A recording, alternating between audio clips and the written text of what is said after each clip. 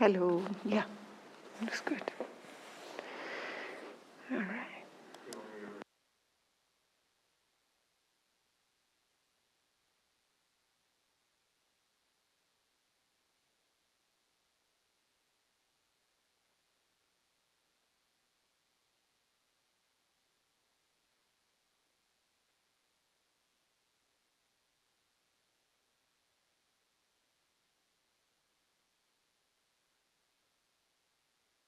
Okay.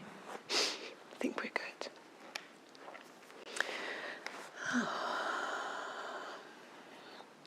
So, welcome. Thank you for coming today. So this is, huh? Recording. Yes, please. So this is the our second class in the series of the Four Noble Truths. Last week we talked about the first noble truth, and today we're gonna go the second. The Four Noble Truths are kind of the basis, what we really need to understand and see clearly our own practice, our own experience, our inner life, our life in community. There is this sentence in the sutta, so it's Sariputta, a chief disciple of the Buddha. He was talking to a group of monks and he said this: friends, just as the footprint of any living being that walks can be placed within an elephant's footprint, so too all wholesome states can be included in the Four Noble Truths.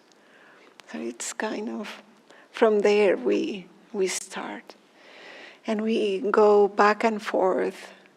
We may go deeper in other teachings and things like that, but the Four Noble Truths remain kind of the basis. And you're listening to them now, and maybe in the future you listen to them again, and something else comes up. It's incredibly rich. It's a very deep teaching. It sounds very simple, but there's a lot to reflect, a lot to learn, a lot to understand in them. So I would like to share some of the teachings from Sylvia Bernstein, the way she talks about the Four Noble Truths. So she says, we talked last week about the first Noble Truth, about dukkha, the suffering, being annoyed, being stressed, anxiety, all kinds, different kinds of suffering, different levels, let's say, of suffering. And she says, life is challenging for all beings, everybody. Our bodies, relationships, all our life circumstances are fragile and are changing. We are accommodating all the time. We just, So that's kind of the reality of dukkha in her words. The second noble truth, the cause of suffering is the mind's struggle in responding to challenge. And we'll go deeper on that one today. The third noble truth, the end of suffering, a mind that doesn't struggle, a mind that is at peace, at ease, is possible. And the fourth noble truth is kind of the medicine. What is it that we need to do to be free of suffering? And that is the Eightfold Path. So just with this short introduction, maybe we could start a meditation. Thank you, Tanya. Everybody okay if I take my mask off?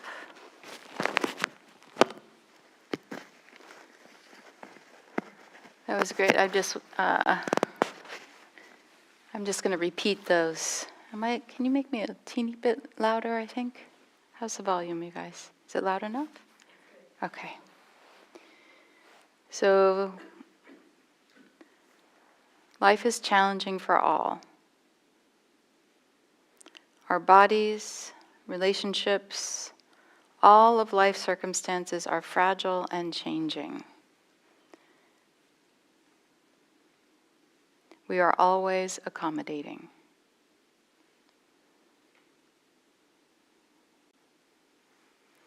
The second noble truth, the cause of suffering is the mind's struggle in response to challenge. So feel your body. We'll go into a meditation. Feel your feet on the floor. Maybe lift your shoulders and roll them back a bit. Make sure your hands are resting comfortably. And with the next inhale, let your body rise up, lift up, stretch up.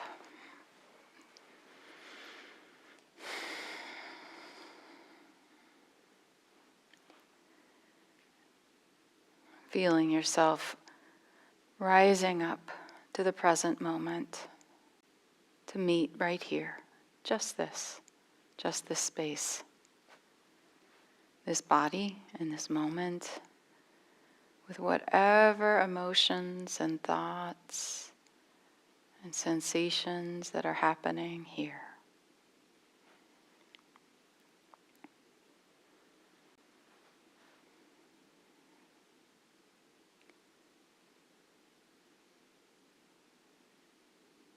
So with this idea that we're always accommodating and that life is challenging, see if you can bring to mind some small way that life is challenging for you right now. Small. So on a scale of 1 to 10, a 1 or a 2, maybe a 3, not a 10.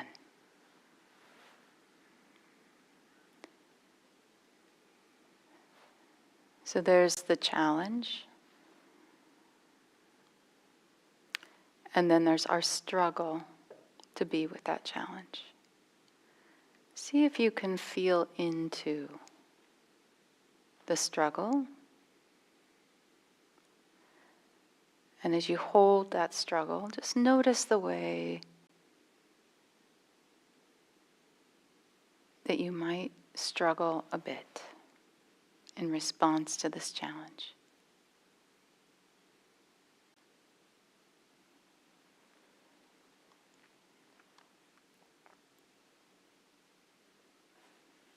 And see if you can feel that struggle. Get a feel for the pattern, the pull. 3 patterns I notice in myself are a pattern of puddling or sinking in, sort of like this is hard, and every bit of me just falls into this is hard. That's one pattern. Another pattern is this is hard, and there's a refusal or a distancing feeling. So it's not puddling, it's maybe armoring in response. There's a distancing or a repressing energy. These are 2 extremes that embody that struggle with whatever it is that is difficult. And there's everything in between. So just with that as a reference, see if you can't stay with the same struggle or maybe choose another one. Again, 3 or under on the trigger scale. Not big, tolerable. And be curious. Trying to bring to mind that struggle, like, I have a broken leg. Just in that simplicity. And then there's the reaction to it. And that means I can't drive the car. Or, I can't believe maybe I'll never be able to walk again, hike, run. That's the struggle with the challenge. So see if you can't feel into the energy, the dynamic of how you're relating to one of the many little struggles in your life. And if the struggle starts to become a 4 or a 5 or above on the trigger scale, and sort of imagine bowing to it and saying, I'll come back to you. I need to choose something little right now. Maybe open your eyes. Maybe put your hand on your heart.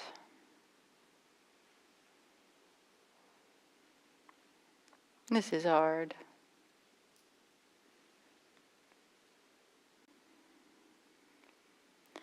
And notice that in a way sometimes the hard stuff is very magnetic.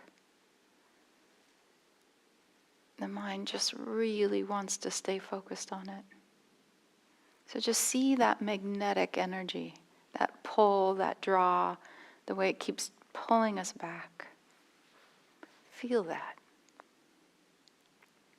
Witness that without being it.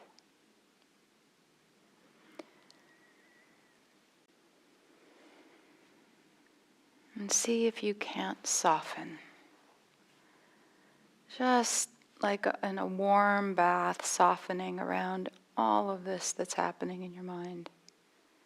No need to bring up anything else. I think you've probably done well enough. Just focus on how to be soft around it. Breathe in with softness and breathe out with softness. Breathe in, caring, and breathe out, caring.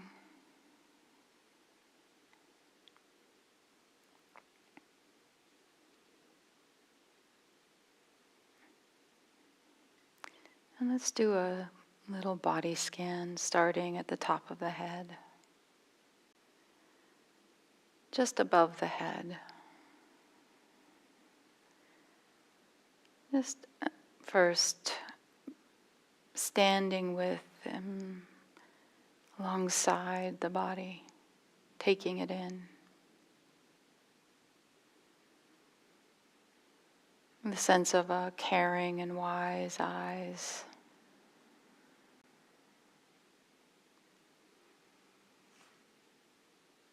And imagine a warm light, maybe golden, like warm honey. Imagine that the way that you're seeing and feeling the body is like warm honey, sweet, gentle.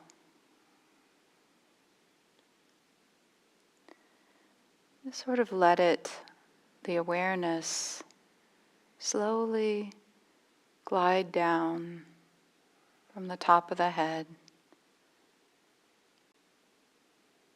down through the forehead and the side, the back of the head, the ears, the eyes, cheekbones and jaw.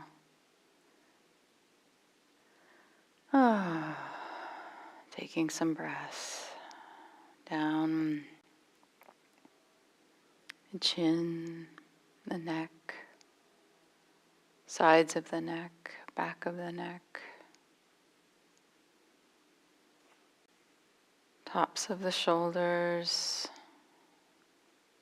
collarbone,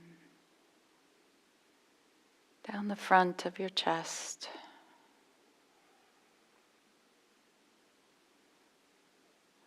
down the back body,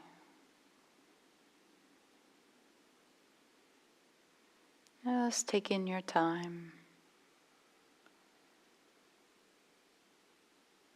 scanning, touching with this warmth the body, moving as slowly as you need. Down the arms.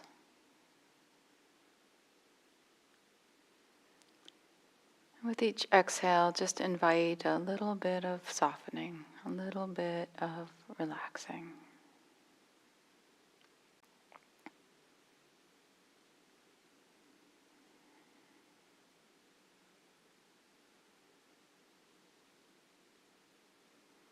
Down the belly, and the lower back,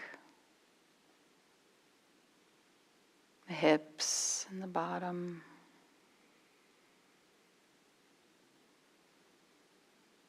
The thighs, knees,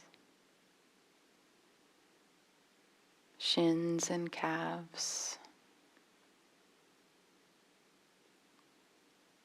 ankles and feet.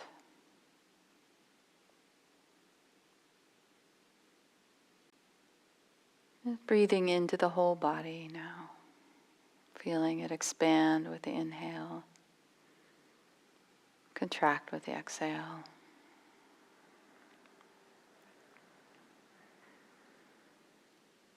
And feeling the earth under your feet, the sense of groundedness.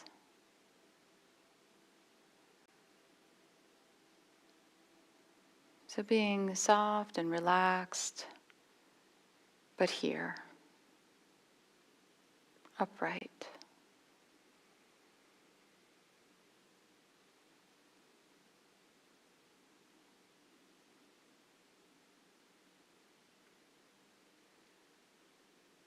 Imagine in your mind's eye what it would be like to stand tall and relaxed next to whatever is difficult in your life.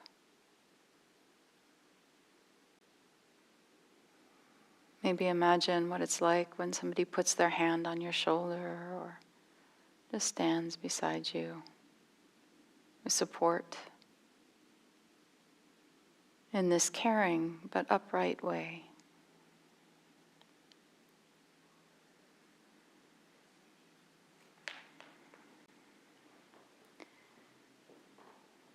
In the sense that nothing needs to happen right now. Just being in this way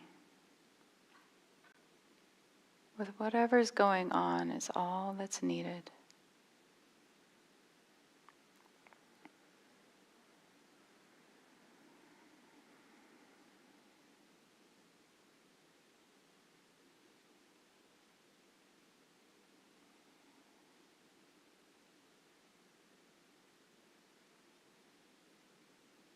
Breathing in and breathing out.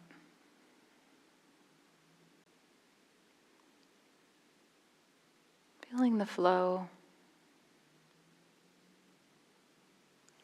the changing nature of your experience moment to moment.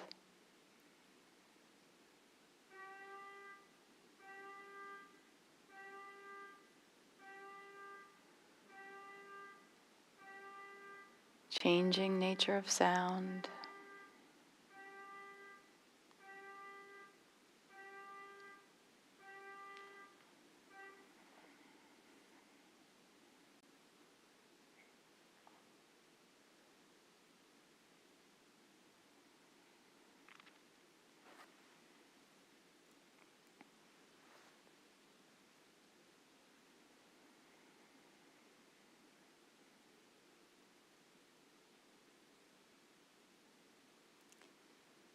Just allowing whatever comes up in your meditation now to come up.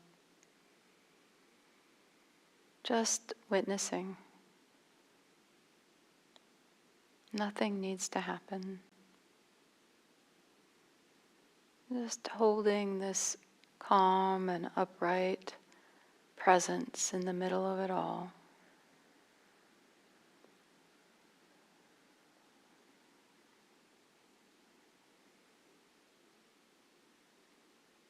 Letting whatever comes into the mind move through in its own way. Imagine there's nothing sticky, no magnetic energy. It just can slide through. Nothing to hold on to.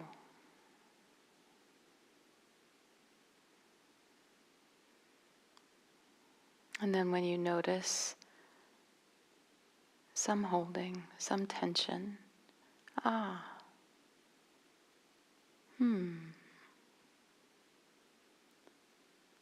what am I trying to hold on to?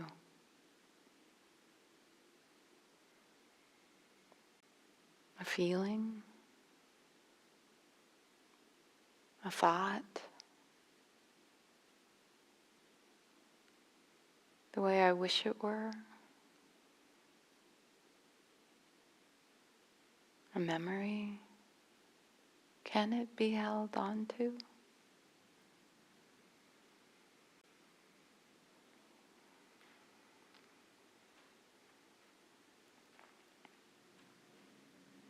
Maybe it becomes transparent, dissolves.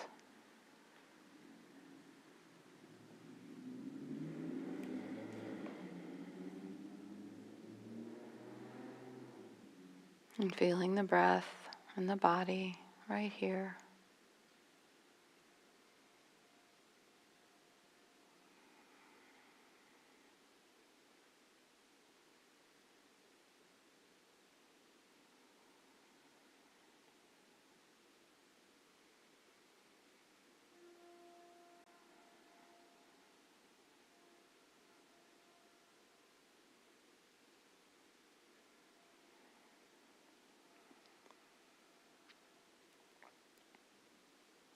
Feeling the feet.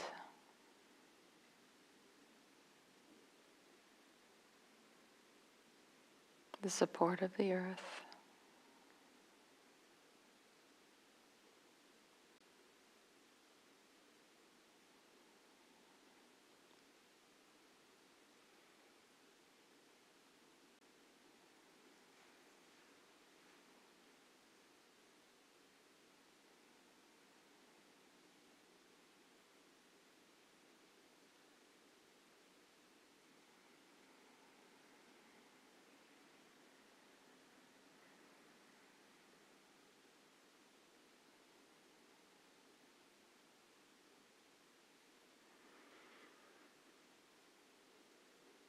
And when you notice tension or stress in the body, in the mind, in the heart, see if you can't stand at its side, witnessing with kindness and confidence, strength. I can be with this too.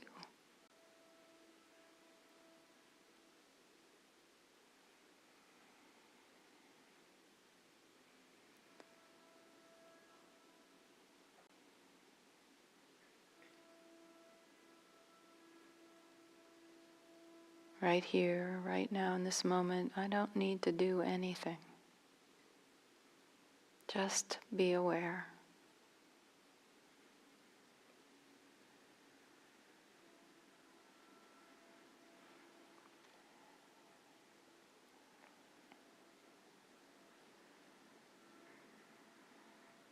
And it's okay if it's not okay.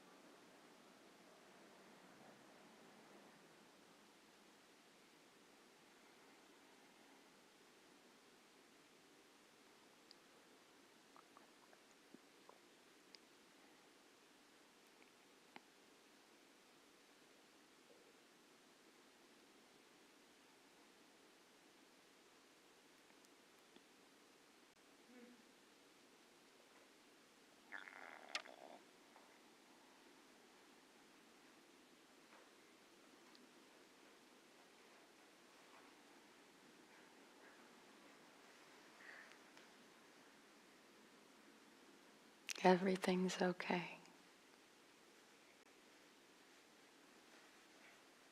Just in this moment.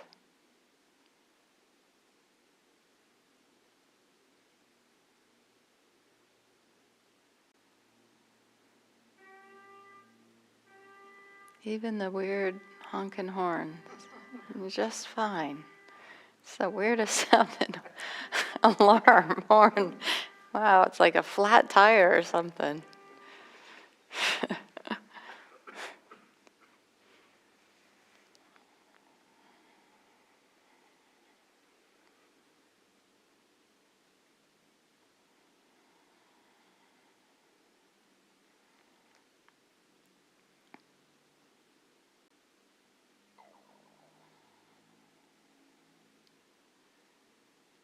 And again, just noticing if there's any tension building up in the body.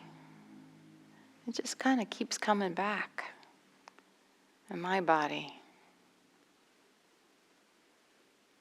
So breathing in and inviting it to soften. Inviting a little letting go with the exhale.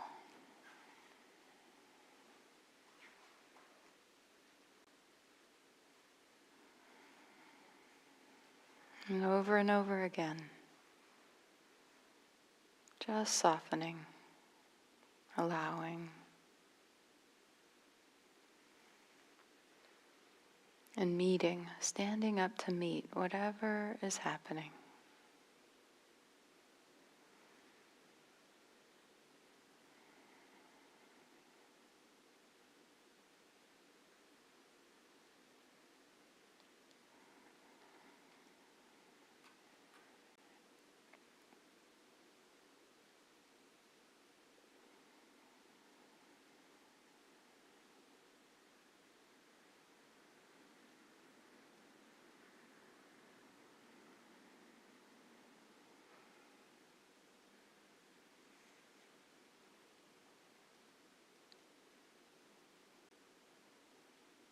In the last few minutes of the meditation together, maybe just check in and notice, reflect on your journey. You've all had a very different journey than everybody beside you, but you've all been on a journey. The different things that have come up, the feelings, the energy in your body may have shifted and changed. See if you can't just sort of get a feeling for where you've gone, journeyed. What's different?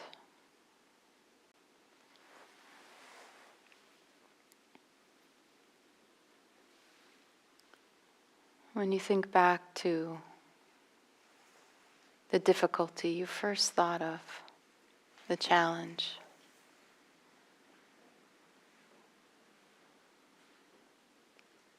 notice how it is to think of it now.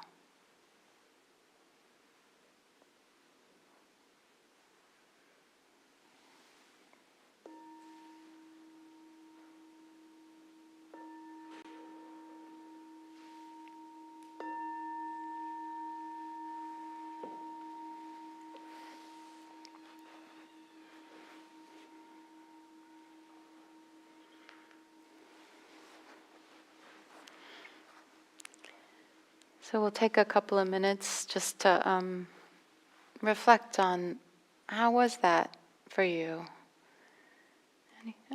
Anybody have anything that they're willing to say or share? There's a mic there and a mic there.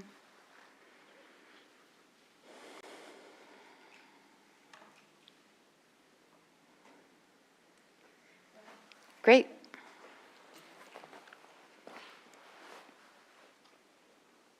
I think I got, hello Tanya, hello Sandra. Good evening, thank you, hi Richard. I was too comfortable, obviously. I never thought I would doze off so audibly, but it was, I have to say, from last week's class to this week regarding the tone of voice that you had mentioned, like what tone are you bringing in? I am more mindful of that, and I think throughout well, throughout my journey or my meditation journey, I find that I've been wanting to sit longer in the morning as opposed to the evening, because it helps me start my day, because I feel like my days I'm just trying to get ready for the day. And so this sitting was nice. And even with the car horn, that's happened before at IMC, and just trying not to get bothered by whatever. So, but that's, yes, thank you. Thank you, Anne Rose. Yeah, great. Thank you. Thank you for having us here. Also, thank you for your comment that all of us had a different journey, and we are all here meeting at the same point.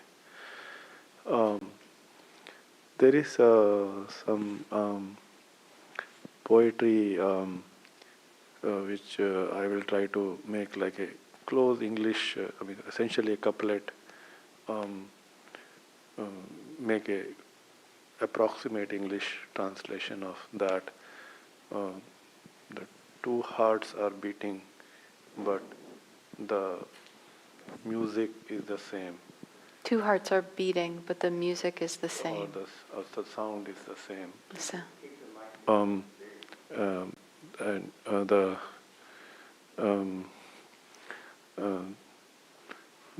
The songs are different, but the instrument is the same. Yeah. So when you talk about the journeys are different, but the instrument is the same. Yeah. So I just wanted to present that. Thank you. Thank you.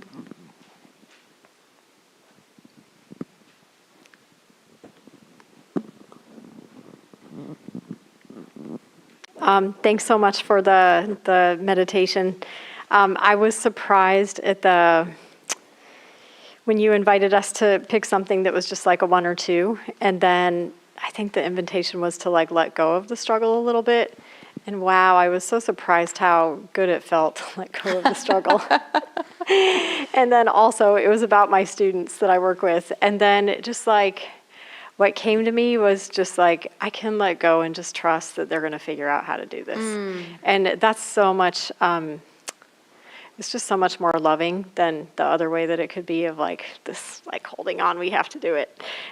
So anyway, so thank you. That felt really good. I also had this little thought pop in about my family, and I thought, my gosh, they're such like worry carriers, if that makes sense. Oh, I love that term.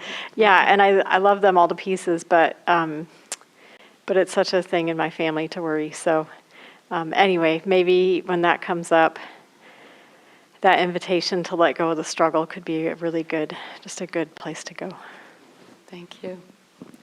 Sandra. Okay, so repeating from the second, from Sylvia Bernstein's, the cause of suffering is the mind's struggle in response to challenge. Thank you for the meditation. I couldn't find the 2. I went to 10 immediately, like, oh my gosh. And I think it's the reaction to the struggle of the mind is what in Pali is called tanha, that literally translates as thirst. It's also translated as hunger, desire, craving.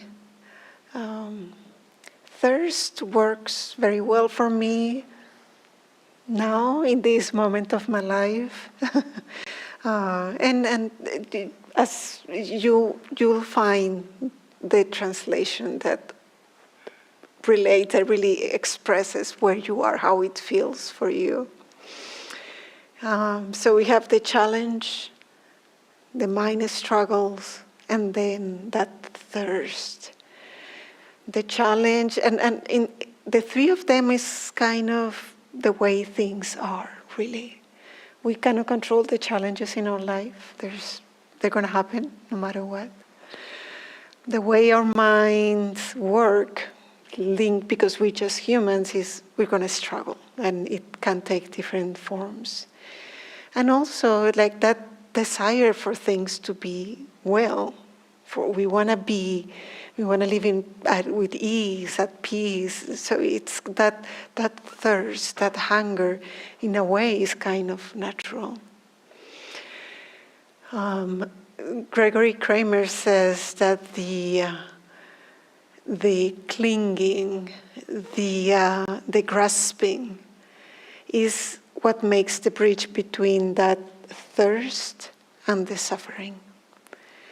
So in reality, those three, like, okay, that's the way things are, that's the way our brain works, that's part of our human nature, isn't it? But is that what comes after that? That clinging, that I have to fix this needs to be well. And we can see it in many aspects of our life. That's really what brings the suffering. For me, it works like to break things in pieces. It's just, I'm a scientist, so I guess that's the way my mind tends to go. But yeah, and what we want, to be at ease, to be well, there's really nothing wrong with it. The problem is that I personally am a doer and a fixer. Every time my minds struggle, I want it to be like, that's my default to go. So we cling to things. I wanted it to be perfect. I want it to be well. I don't want to feel bad. I don't want to be uncomfortable. I don't want to be cold. Things like that. And we also cling to what we do to achieve that. We cling, we grasp the fear that we're going to lose it when we get it. And we even cling to the fear of not getting it. So that's a little like convoluted. So I'm going to give you an example. I was thinking of how can I convey. So I'm going to bring an example of my life, and maybe you'll find something in yours. When, for me, going to college, it was very difficult. We were in a very tough economical situation, so it was very hard. So I had to work and all that. And then finally I came to this country, and I was able to find a good job and found economical stability. And I wanted to make sure that my kids didn't need to go through the same struggle that I had to. So I worked 24/7. I burned myself to exhaustion. But it's like, yeah, because I need to make it right for them. So they don't need to go through the same. So that in itself, that I wanted to achieve, I think it wasn't too bad, isn't it? I think we want to provide the best. But it became kind of an addiction for me. So I work it hard, and I work it on the weekends, and I work it late at night, but yeah, I have to do this. So like I got addicted to the way I was trying to achieve that. And the fear of not being able to provide. Oh gosh, like, it's my motivation, I cannot let go of that.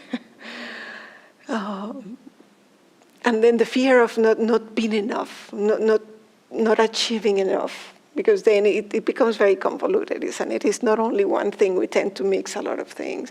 I'm a woman, and I need to show that I need the validation. I need to show them that I can do this, isn't it? So, I mean, may be a little too extreme, but I can see like all these phases of what is clinging in that part of my life. And then probably you're going to find your own examples as well. But I think, again, it's not what we want that is wrong. It's not, it's the way it's our attitude, how it becomes an obsession almost. And we don't notice it very easily because that's the way things are.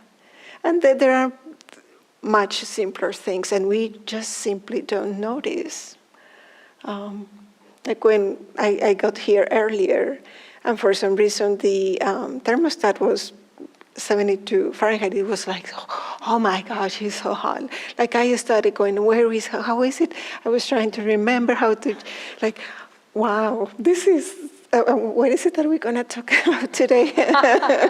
So we see it, it's every day. We see it in the small things. So yeah, it was kind of interesting. So that thirst that we feel, that tanha, the Buddha gave us three main big groups. The first one is the craving, the desire for sense pleasure. The next one is hunger for being, for becoming. And the third one, hunger for non-being, for non-becoming. So I'm going to try to, more by example, I want to make sure I have the right time. All right. So desire for sense pleasure. Who doesn't love a nice meal? Who doesn't love a nice song? Looking at a beautiful landscape and piece of art, pleasurable touch, like a nice warm shower, a pleasurable state of mind, feeling content and relaxed. Yeah, who doesn't love a nice relaxing meditation? So it's kind of that sense pleasure. And again, it's not in itself what the thing that we decide that is wrong, that we shouldn't be enjoying it or is sinful or anything like that. It's more how we relate to it that is gonna bring us that I want it, I don't want to let it go. And that's what brings us the suffering. I think something that's quite interesting is the desires is usually the way we engage with the world. We come here because we want to listen, we want to, cultivate our spiritual life. We want to come to this community where we feel, okay, welcome. So yeah, that's kind of the way we go around in the world. But it's how are we going to do it that is that really brings us the suffering in itself. And then what is also in with the desires for sense pleasure is the aversion that we have for pain. It's like if you have some work to be done in your mouth at the dentist, like that, you're thinking for a week that, oh gosh, that's going to hurt. Like it's also a little bit what's involved into that part of clinging.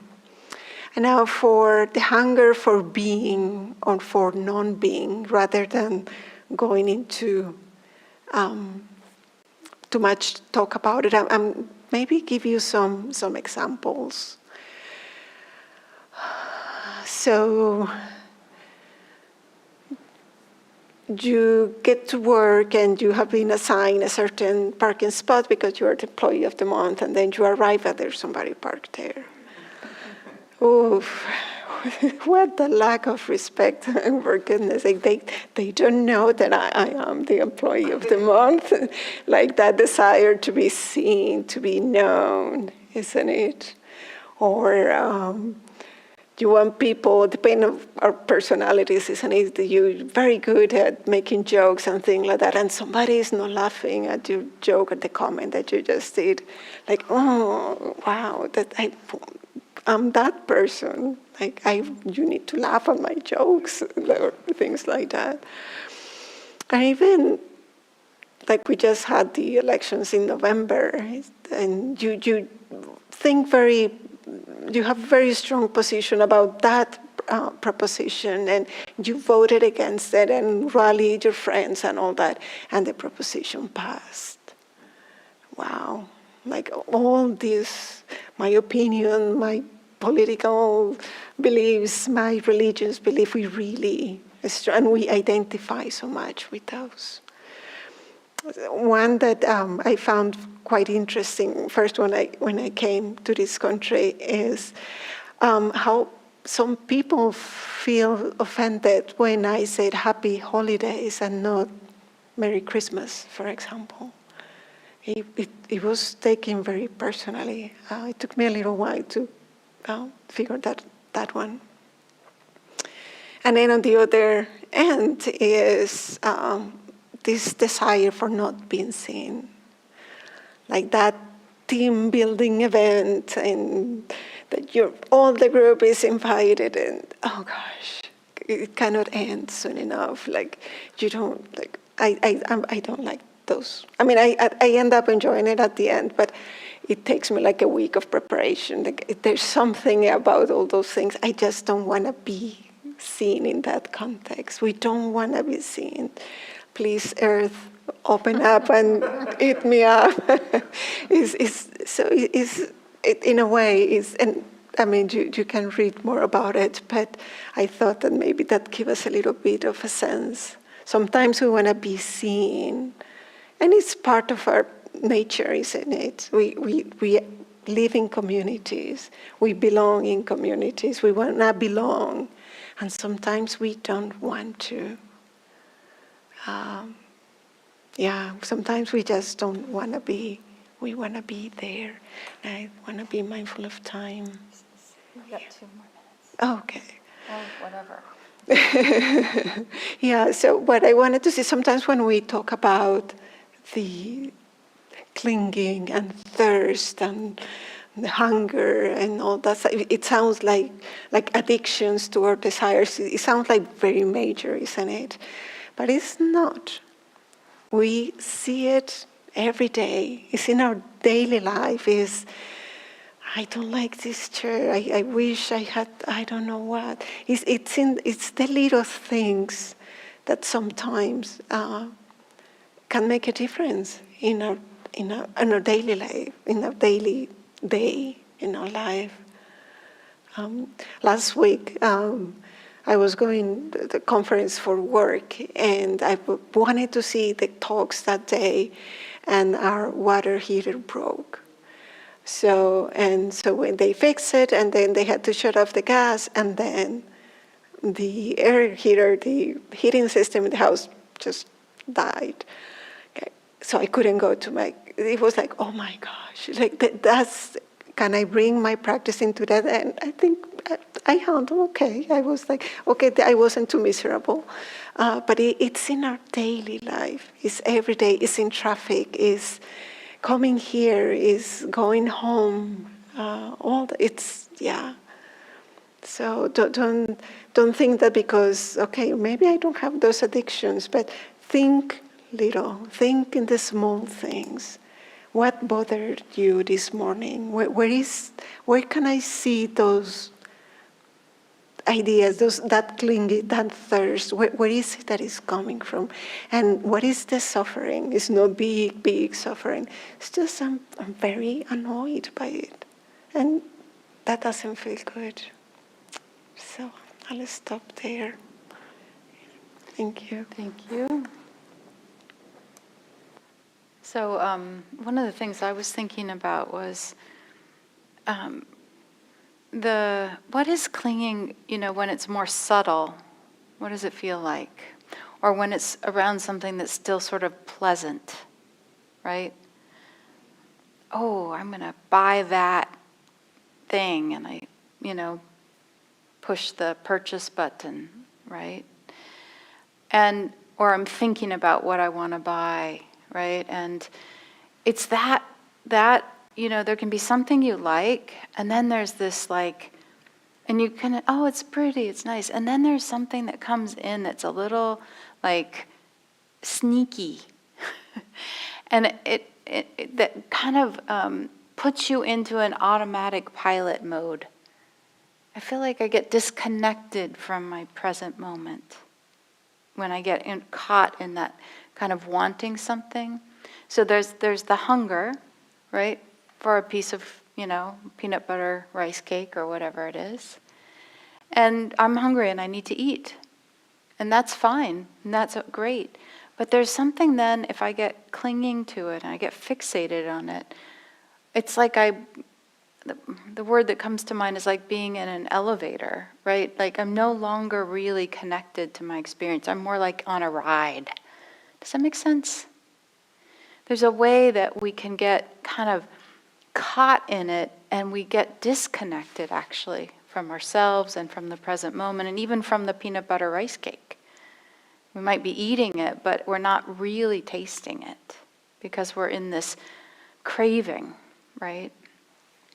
So I wanted to sort of, talk about it in that subtle way too, and how it disconnects us. When we get into that clinging, we're grabbing onto something, and really there's nothing we can grab onto, truthfully, right? We can't really make anything permanent or stay the way it is or become what we want it. It will or it won't. It's just sort of its own thing. But there's that struggle that we get caught in that brings us into relationship with the world that's actually really quite disconnected from the present moment, the world, ourselves. So noticing what it is, whether it's that tension or tightness, right, in our bodies when we're clinging, that's a huge cue to me. But it also is a sense of disconnection that is a cue to me that I'm clinging. So that's inherent. That's inherent in the clinging. So getting to know how it manifests for you when you are grabbing on. So that's like, get really curious about it in the subtle little ways. Start to study it. I think we all know pretty much the big ways. I really want that job, damn it. That was my car. Whatever it is, like there's the big ways. We know that, right? We get upset about it, but the little ways are subtle and insidious, and they can just permeate our lives and pull us away with my phone's not out, right? But this constant pull to the phone, and then there, it's like, oh, I'm lost again, right? It's that word I'm using today is the elevator feeling. You get in an elevator, you push the button, and you're on the ride, right? And you're stuck. But it's kind of like that enveloping feeling of being consumed by something, and then you get out, okay, I'm off. So get to know what that is for you in these small, small ways, not just the big ways. Be curious. Curiosity is your friend when it comes to working with dukkha, with clinging. It's understanding the cause of why we're suffering, that clinging. We've got to be curious. What am I clinging to? It might be that I'm clinging to the idea that I'm going to feel better because I don't feel very good for some reason, or I'm anxious, or I'm afraid, right? Or I don't like myself today. So that part we need to sort of, get curious about and soften around. Be gentle with yourself. You're human. And, Sandra said this, but this is the condition. We wouldn't survive. We wouldn't be alive if we weren't hungry. It's part of life. All life is consuming, all the time. Little amoebas, everything is consuming. And that's part of it. But how do we be conscious consumers of life? How do we be awake and not try and get more than we need? Take what we don't deserve, or, get in this battle. So a gentleness, a softness, a curiosity around it. seeing that it's normal. Don't make yourself a bad person around this. And really pay attention to the times your desire leads to well-being versus pain or more difficulty. That's a huge cue to you to notice when we're kind of getting caught in an unskillful direction versus a wholesome direction. But we've got to stay awake long enough. We'll get on the elevator, we're in the space, we get off, and then we're off to the next thing. But don't run away so quick. Pause. Check in. Oh, how did I feel when I got on the elevator? Do I even remember? And how am I feeling now? Do I feel better? Do I feel more hungry? Do I feel disconcerted? What's happening for me here before I run off to the next thing? Because it is relentless. This consuming energy. So let me see if there's anything else I want to say.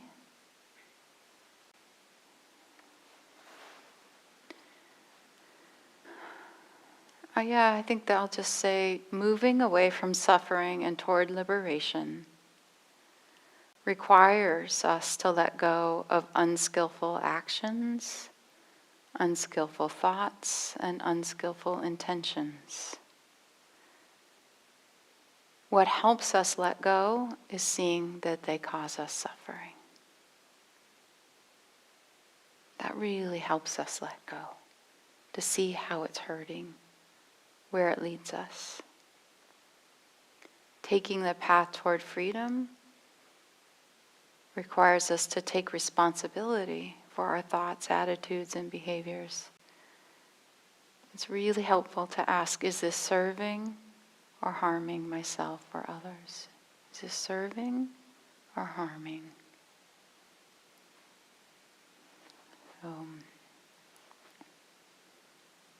In the last moment before we move to small group kind of conversation, anything that I could say that would be clarifying or helpful? Was I clear? Yes, Anne Rose, just find a mic, please. Oh, thank you. It's on. So the moment where you talked about, Tanya, the elevator, how do you know when you're because I know I'm stepping into that elevator multiple times a day. Yes, indeed. But I'd like to get out, Yes. Yeah, so I think that you're asking, how do I know I'm getting on the elevator? Essentially, you're asking for, how do I stop myself from getting on the elevator? Yeah, well, I think for me, it's starting to wake up when I'm probably already on the elevator or getting off the elevator. It starts later, not at the beginning. That's what I would say for me. Not all the time, but over time, it's waking up and then pausing when it's happened, giving myself enough space to the mind to consciously acknowledge, oh, I just did it again.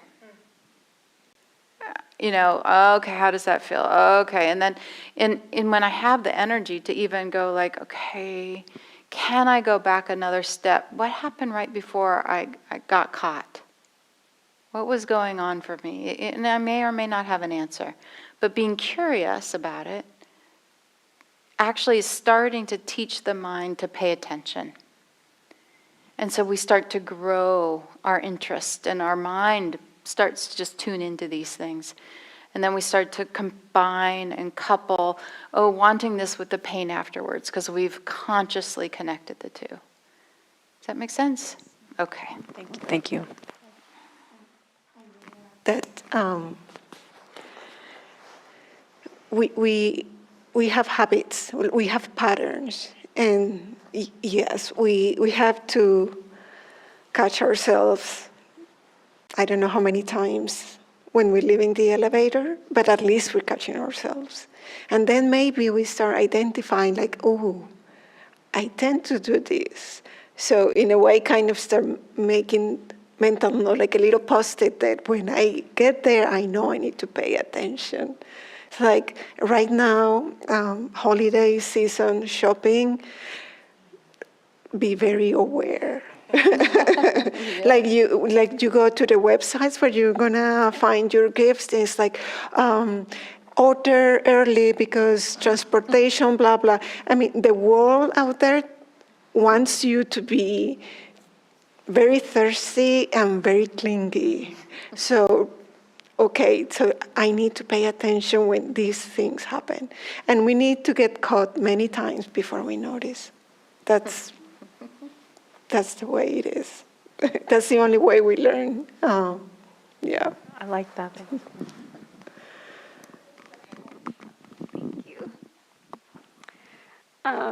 When you were talking, and something that, you know, a lot of people can relate to, you're talking about like taking out your phone and being kind of like addicted to it and stuff like that.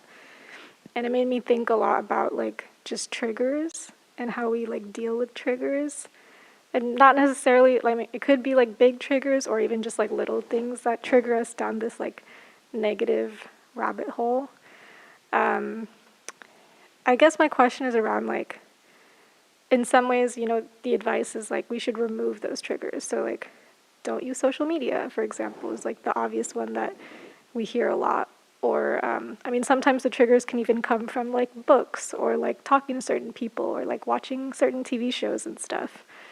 And sometimes it makes me also wonder, like, is removing all triggers, like, I mean, obviously in certain cases where there's more serious effects involved, like PTSD and things like that, is I would say a different scenario. But for like smaller triggers, is removing them helpful, or is like being able to not go down the negative rabbit hole when you see that trigger, does that serve you better?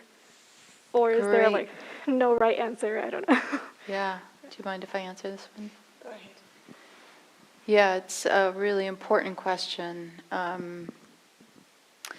So there are times, but this does call for discernment, which is what you're pointing to. There are times when removing the triggers are possible and necessary. But we can't do that with everything. It's not possible.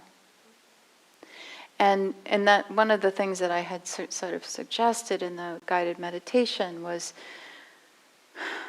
you know, can we just stand next to something? The trigger, whatever it is, can we imagine being alongside it and not collapsing and not rigidifying either? And, you know, just sort of, that's something to practice. And that's what we're doing in meditation. We're cultivating the capacity to be uninvolved, to allow things to come up and go and move through us, and just like realize actually it will all kind of come through and go on. If I just can sit here, I'll be okay. But it's getting up and running off and fighting with this and that and trying to do this and that gets us in trouble.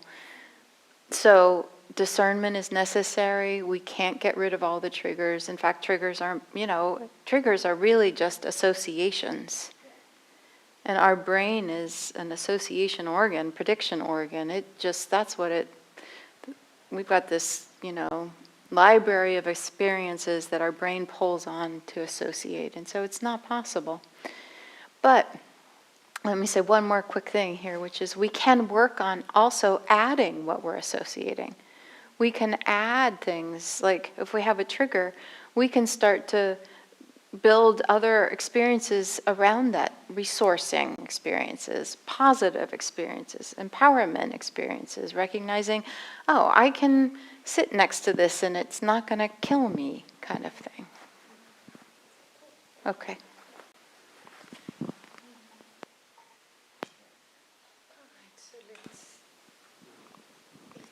I'm sorry. You talk about this clinginess and the elevator experience. Have you come across people who, like, in that same sense, about who try to be like God-like, or like, I can give an example that, let's say, who are always kind of in this clinginess or elevator experience. They are always measuring that, oh, this person did a sashtang pranam to me. Sashtang is essentially all 8 body parts touching the ground. That is a way of like bowing to someone, whereas she or he did not even touch my feet or whatever. That is like one form of salutation. And like a like I said, this she or he does not love or respect or whatever, whereas this person. So constantly, like, in this, like, how I view this is like, in the Maslow pyramid, that's like the low self-esteem. Like they're constantly evaluating in this elevator sense. Oh, I don't have this respect. I don't have this, that the eating thing or thirst or whatever. They're constantly looking for that, satisfying that. Have I presented my question or the? I think you're talking about somebody who's hungry for being seen or feeling better, or they're constantly comparing and Yeah. and judging. Yeah, and it's like the, it's like the uncontrollable tongue, which is like so long. Uncontrollable The speech. speech. There are many ways Okay. that those things happen. Okay. Like always trying to be very well dressed and very nice hair and there are many ways that we can express that. And I think is what we're trying to do ourselves. We can do the work ourselves, isn't it? We cannot do the work for others. And it's hard to notice it. There's a lot of conditioning that has gone into that. So I think the best we can do is do it for ourselves. Try to teach it to other people. I think you need to be there at the right moment. It probably will happen. It could happen, but yeah.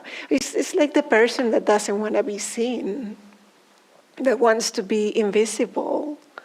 And maybe, I don't know, so in some way I think we all may be able to relate to that. There's been moments in our life where we just don't want to be there. We don't want to be put on the spot. We want to be invisible. But it's hard to notice it. It takes courage to do it.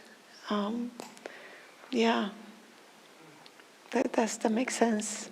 Yeah.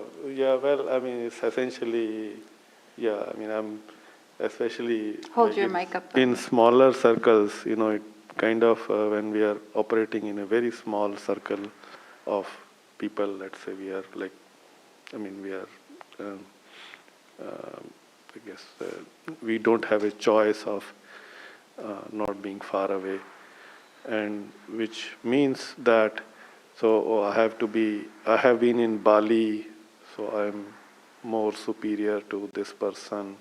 I have been seen this pyramid, so I'm superior, more well-traveled and whatnot. Yeah. So I just wanted to make that presentation. I mean, because I am unable to comprehend sometimes that thirst or hunger to, or that that godly status. that.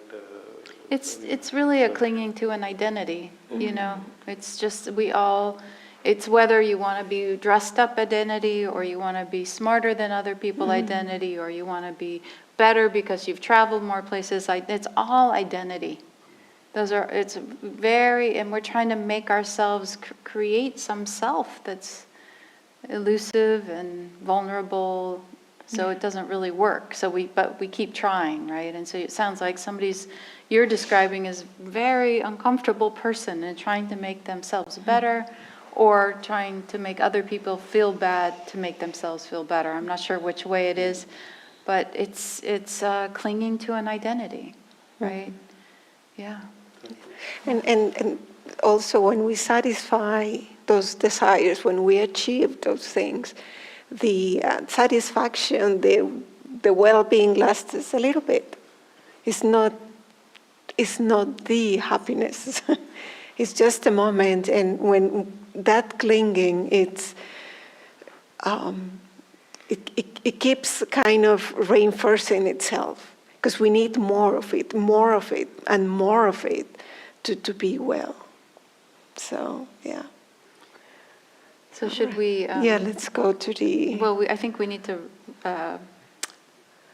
consider, maybe you want to choose, one of these things, and we can just discuss it here, and then Yeah, maybe, because, yeah. we all can't right. really do the breakout groups. Yeah. Exactly. Okay, so what I would like you to invite, Yeah, that's a good idea, Richard. He just suggested having everybody circle up for this part. Yeah. Do you guys mind coming, and we'll just do kind of, yeah.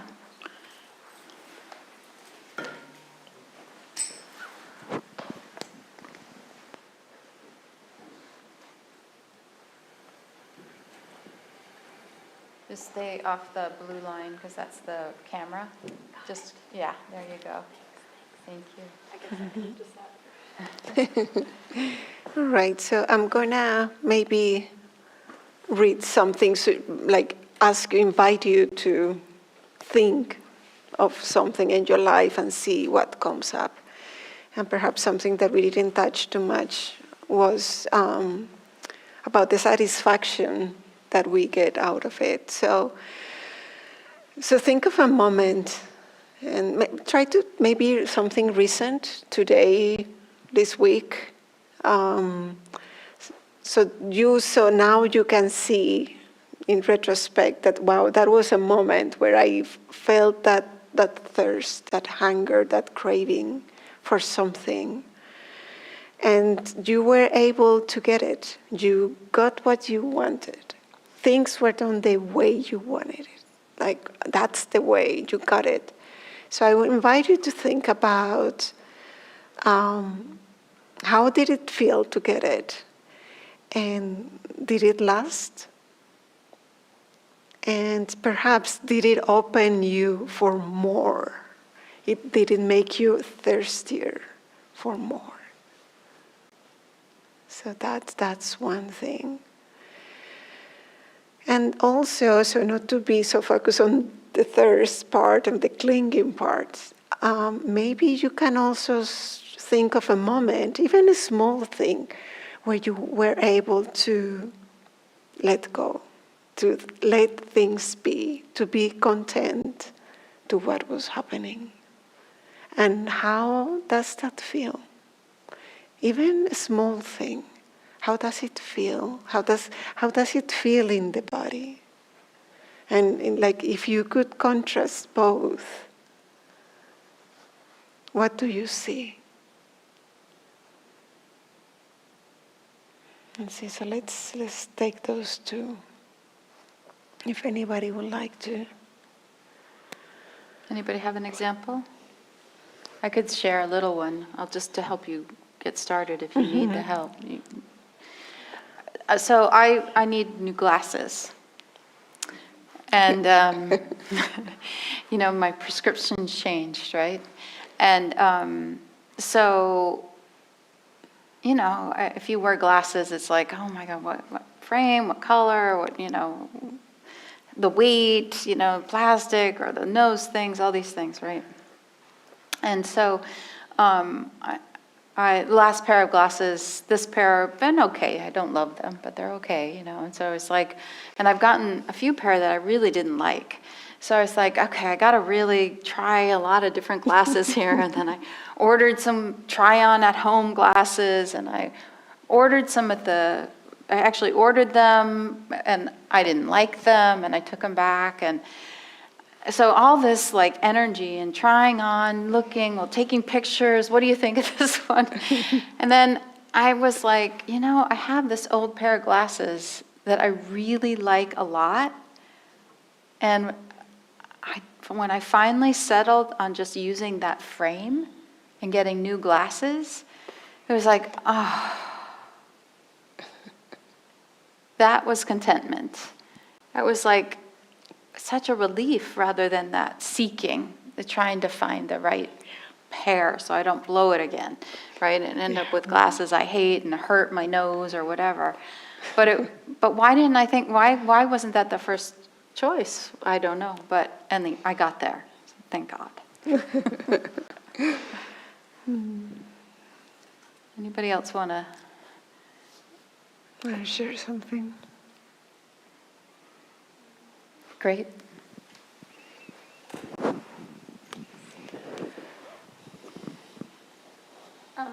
I don't know if I have an example. Oh, sorry. I don't know if I have an example for both. Never mind.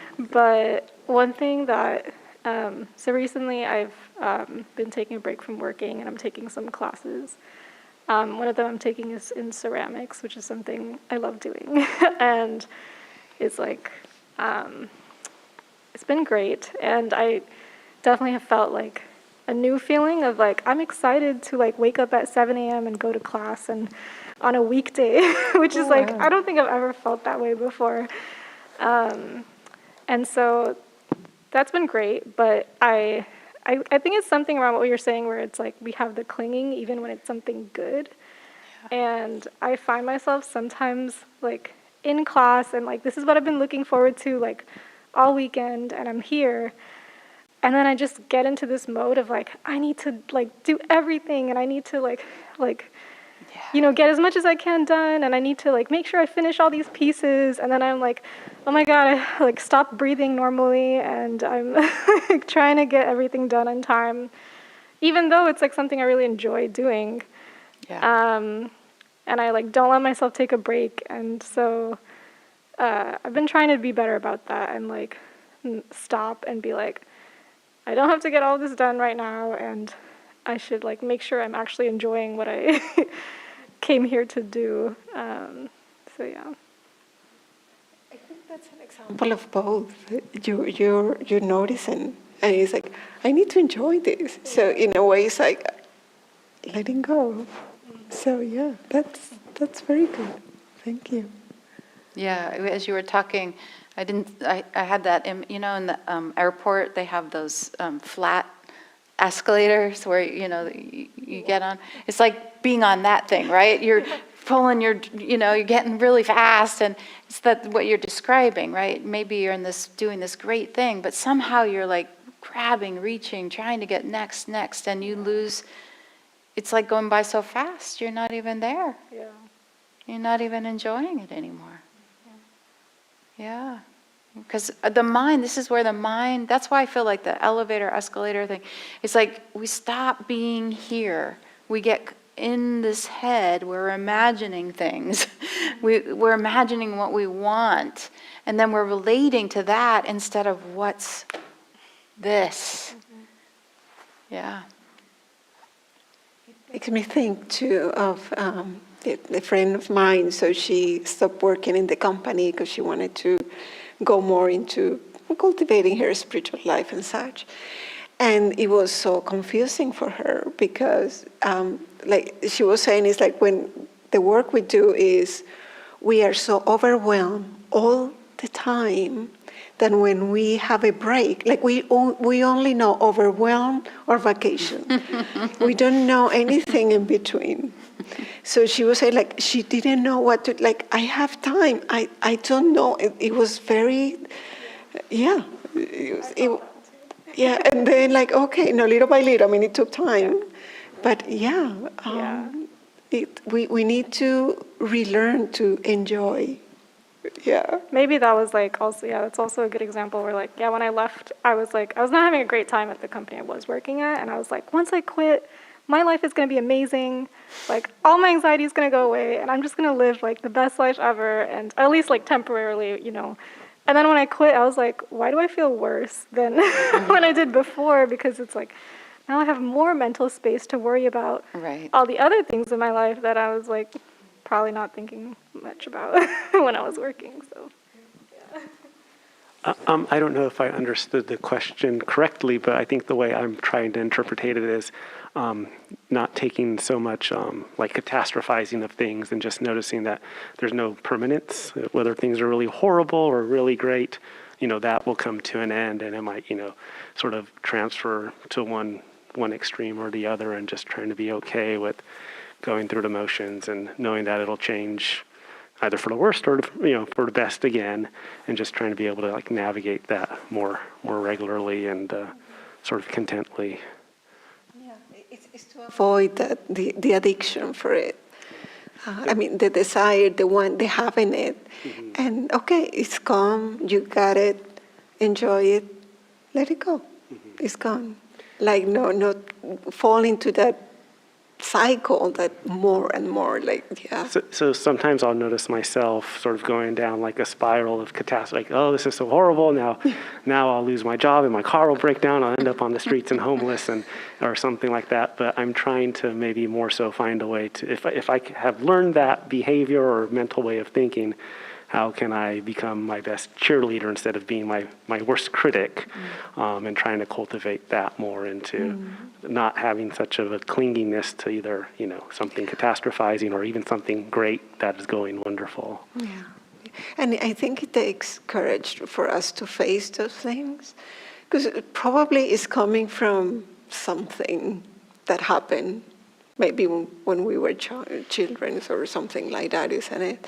Like, okay, where is that? Like, I know my catastrophizing, I know, like, but it's taken me a long time to even see in it. Like, why am I going? Like, where is this coming from? And getting curious, what Tanya was saying, curiosity, but with that kindness, with that softness, isn't it? Where is this coming from? And like naming the dragon so it loses its power in a way. Yeah.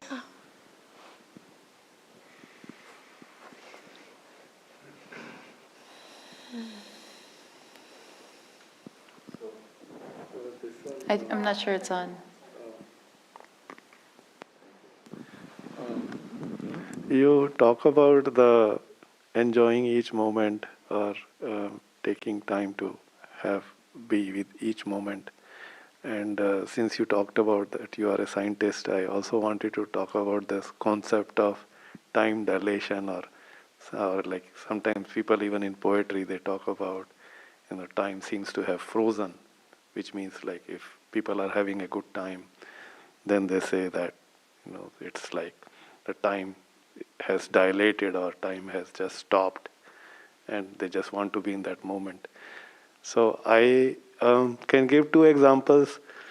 One, let's say, going back to the mountains, like Swiss Alps, which reminds me very much of James Bond 007 and it's like Schilthorn and Lauterbrunnen and those places.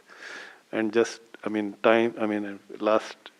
the session before last, I had also talked about like someone like Gregory Peck of Indian cinema, who, like, there are some pictures from that those places.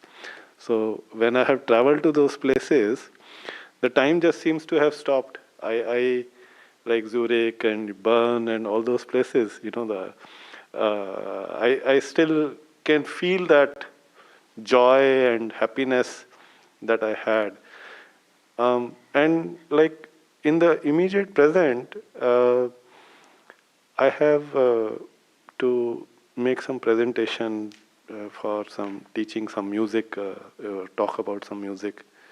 So every small breaks I have, so I listen to some pieces I will prepare some, and then maybe make some notes or something.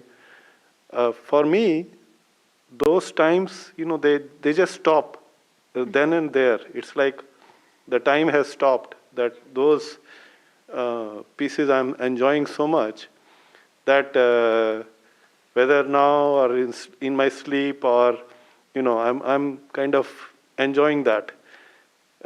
Even if that moment of presenting to my audience has not yet come, but even while I'm being prepared, I am enjoying that moment. So that comment about being happy in every moment, or essentially dilating the time, even if the time is like only, short duration, but it can be prolonged, that it can be like eons or ages or whatever. So to bring us to that conscious, that is, I don't know if I am, that is how I want us to feel, and I try to view things that way and whatnot. So I've given two examples, one of the being in the mountains and I guess I would just say this, it's a very philosophical question, but also time is a concept. And there are ways of stepping out of conceptual time to not be relating to life in that same framework. In the practice, I think it's possible to have experiences. But the main thing is that I think the absence of clinging, is a spacious feeling. Everything, there's so much generosity in it. Everything can just be. We don't want the tree to be closer or different, or there's just so much generosity, and so that also has that timelessness feeling. So I don't know how else to answer you, but I think it's a great thing to question our relationship with time and notice how we're relating to what's happening affects our sense of time. Does that feel like enough? I think we need to shift. It's actually about time to end. So So we don't have too long, but time to do our dedication of merit. yeah. So coming here together, definitely, we hope that is of benefit for you. But also to keep in mind that what we do here benefit the people around us, our families, our friends, the people that we cross in the street, we get out and like we're thinking about these things. That's has being here today has repercussions, and it's not only we don't only do it because it's nice, but really to maybe share this with other beings, with all beings. And a practice that Tanya introduced me to is we forget, it's easy to forget the pain, the suffering that is out there, isn't it? And sometimes if we can bring some of it into our minds and maybe offer the benefit of the practice today to those people, to those causes, to those countries, to whatever it is that can open your heart. So I don't think we're going to circulate the microphone today, but maybe bring it in your mind and bring it to your heart. And may the benefit of our practice today be shared with every being, that every being is free of suffering and its causes, and that every being may live in ease and peace. Thank you for your practice today.